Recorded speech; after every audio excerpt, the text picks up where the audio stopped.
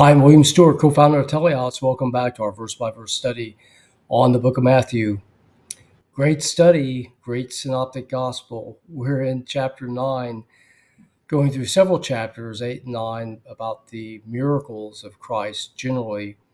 We just got through with the healing of the paralytic, the call of Matthew, and we come down to several points that Christ is making about spiritual life in the time of the Gospels.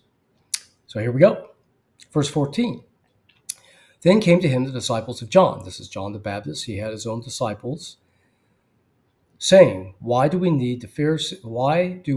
the Pharisees fast oft, but thy disciples fast not? So again, remember the Pharisees were religious leaders of the Jews. They had arisen in the past several centuries.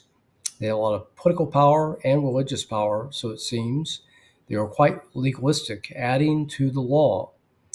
So they fasted, the text says, often. Now, the only place that the Old Testament says to fast routinely is on the Day of Atonement. There are some other instances, like Ezra 8, where Ezra calls for a fast, and sort of on an emergency or one-time basis. But really, that's it.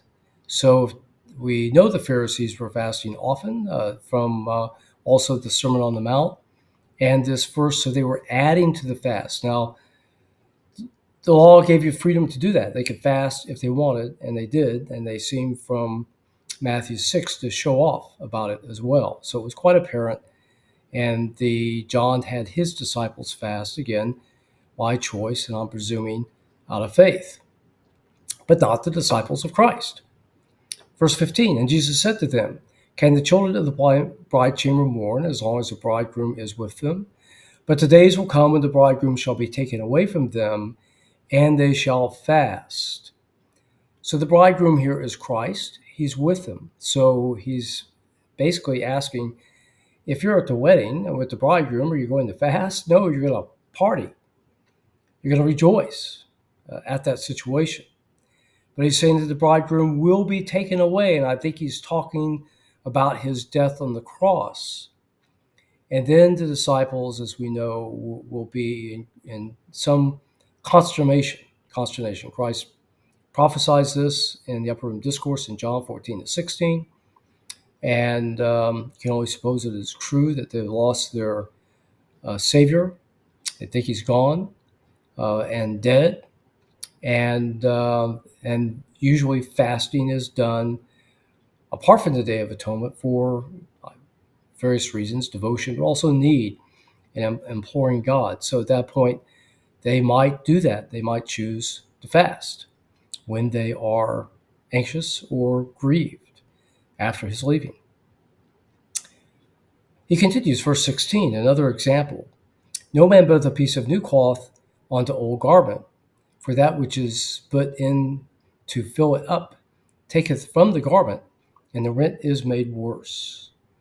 So he's saying if you put a piece of, I'm no clothing expert, I'm sorry, but I think if you put a piece of new cloth, at least back then, on an old garment, that cloth may shrink the new piece and cause a rip in the old garment, making the situation worse. He continues, Neither do men put new wine into old bottles, else the bottles break, and the wine runneth out, and the bottles perish. But they put new wine into new bottles, and both are preserved. So back then, again, I'm no wine expert, but back then they had skin bottles made of skin, and over time they would grow old and stiff. So if you had if you put new wine in it, then it would cause, with the fermentation, I'm thinking, the wines those skins to rip and break and lose the wine and lose the skin. So you put new wine into more flexible new bottles, and both are preserved. So I think this is teaching that you don't put here is Christ with new information for them. leading to their salvation. And the old law is being left behind to try to jam what he is telling them into the structure of the old law is not going to work. It'll break apart and not function. So that a new structure is needed that is not the law. This will be before his rejection, the kingdom. And after the rejection, Christ implements the church. But the old is left behind with the new, which is the new covenant. Okay, so to summarize, Christ is teaching here about the new covenant, and it has new information with new and requiring a new structure for which it is based.